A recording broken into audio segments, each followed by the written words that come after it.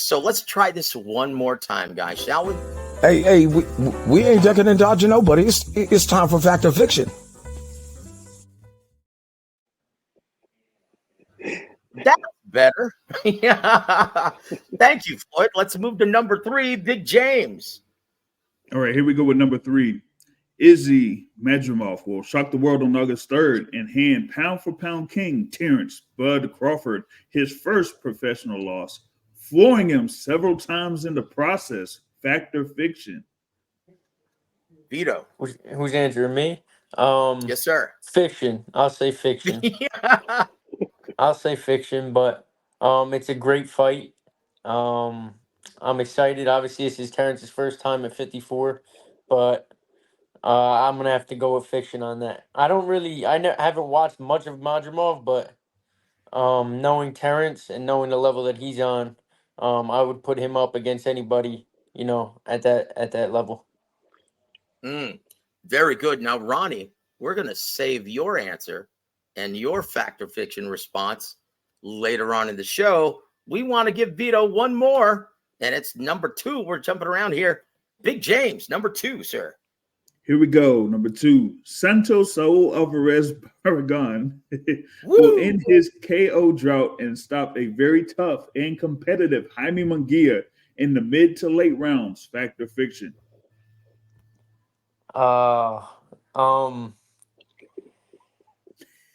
think I could go with a fact here. I think Canelo's offensive arsenal is a lot. He's got a great offensive arsenal, but I think it's more of the highlighted of like Jaime Munguia's defensive holes. I think he gets hit a lot, but then again, he's also got probably a good chin. He's Mexican. You don't know. You don't know what's gonna happen in that fight. So, but I'd say more fact than fiction. So I'll go fact. Very good. I tell you what, we just hope for an explosive main event. Oh boy, we can't wait. This card is all balls. When you look at all the matchups, aside from yours, obviously, and aside from the main event, is there any other matchup that you're most looking forward to seeing after you take care of business on the undercard? I saw Barrios is on the card, and I saw Figueroa is on the card. Those two guys are exciting to watch, but I know Figueroa personally, so I'd probably Figueroa's fight. He's always exciting. Ooh, and he's going to be fighting Jesse Magdaleno, who is an awesome counterpuncher. I know he's a little long in the tooth, but we just saw this past weekend, you cannot count a tricky, heavy-handed counterpuncher out. Oh, boy. That leads us to our next one. Number 4, sir. Here we go real James. quick. Number 4. After a shaky performance last Saturday night in front of a near sellout crowd in Fresno, Jose Ramirez cemented his chances of becoming Ryan Garcia's next opponent later this year. Fact or fiction? Me? My answer? Yes, sir. Yes, sir. I'd say fiction, just because they're both under the same promotional banner, so I think that fight can happen. But it was an exciting fight, so anything that's exciting that sells, fights can be made. So I'd say fiction. Who do you think he's going to fight? If you had to make a guess. Wait, cemented is. Oh, then I mean fact. Then it's got to be a fact. If he cemented his chance, so yeah, I think he can fight Ryan Garcia next. You know what? I think because of his shaky performance and because he looked vulnerable to that left hook and because he's a big ticket seller in Fresno, I think that's exactly who they picked, brother. In fact, exactly. I should say that in my Max Kellerman voice. Exactly. I agree. It makes sense. So that leads us to our final one with Mr. Vito Mielnicki Jr., number 5. Here we go. Devin Miles Haney will sit out the rest of the year to heal from the extensive damage he received from Ryan Garcia. Fact or fiction? I think fact. I think that makes sense. I think it makes sense. I'll just say that. I think it makes sense. So were you a bit surprised, as I'm sure 99% of the boxing community was? You weren't. You're shaking your head no. What did No. you see that no one else did, sir? No, I just know. I don't know. I was saying to everybody. It's gonna sound like some people were saying it, but I was actually telling everybody that Ryan Garcia. I mean, he was training. Obviously, some of the things he was doing with saying he was drinking and everything. He could leave that out, but he wants to be authentic and everything to the fans. But I don't know. I just saw that, especially in the fight, he had Devin walking forward and was honestly just he knew that Devin was going to open up, walk into shots instead of Devin boxing like he always does. But I thought that they went in with a good game plan.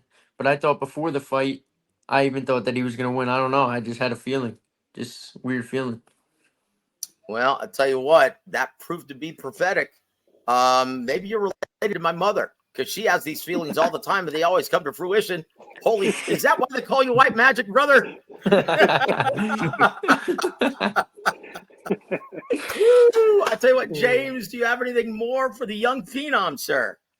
No, we're just looking forward to him in action coming up here on Saturday against Ronald Cruz. So, yeah, you're going to have your final preparations here over these next couple of days, and I'll see if I'll be able to see you out there this week. For sure. Thank you. Yeah, Thank you, James guys. is going to be there in Las Vegas, Nevada. Let me say, I've got a feeling. I'm going to say this. I think what's going to be a shocker and a very surprisingly competitive contest in which you may see Ronnie's former fighter and Montes Stañones get hurt. And that's against the big punching Venezuelan. Oh, Gabriel Maestre, the former Olympian. He only has like 6 or 7 pro fights, but this guy has almost 500 amateur contests under his record. I think that one is going to be a shockingly great all action fight. What say you, brother? I agree. I think that's going to be a great fight as well. I think 2 action-packed guys, and heavy. They're both heavy-handed too, so should be exciting. Well, I tell you what, let's just hope Gilberto Mendoza Jr. didn't pick out the judges this time. Yeah. But anyway, I tell you what, thank you very much. Any parting shots for our listening audience here? Just tune in on Saturday night, Amazon Prime. It's going to be a great fight. I'm going to expect a dominant performance. We put all the work in the gym. Now it's time to put the work to work on Saturday night. So tune in. Woo! Guys, that was the White Magic, Vito Mielnicki Jr. Brother, we are going to be tuned in, and we're going to be looking forward to you and Ronnie putting on a show against poor Ronald Cruz. Thank you, hey, guys. don't be too hard on him, brother. No, Thank forget you, that. guys. Give him hell, man. Can't promise you that, but God bless you, brother. And we hope we can have you back very soon to do a victory lap after this awesome pay-per-view in which it's going to do. Oh, first of all, last thing. What is your projection for the pay-per-view numbers on Saturday night? Do you think it's going to do even better than Ryan Garcia versus Devin Haney did this 2 weeks ago?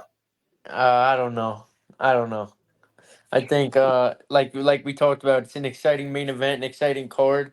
Cinco de Mayo weekend, two Mexican warriors going at it. So you never know. We'll see. I'll take that. It's a big yes. Woo!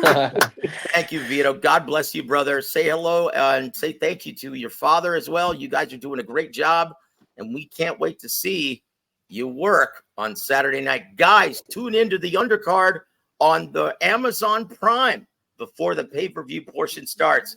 Vito Mielnicki Jr., thank you, sir. Thank you for being here, brother. Thank you. God bless you, brother. Good luck. See you later. See you tomorrow.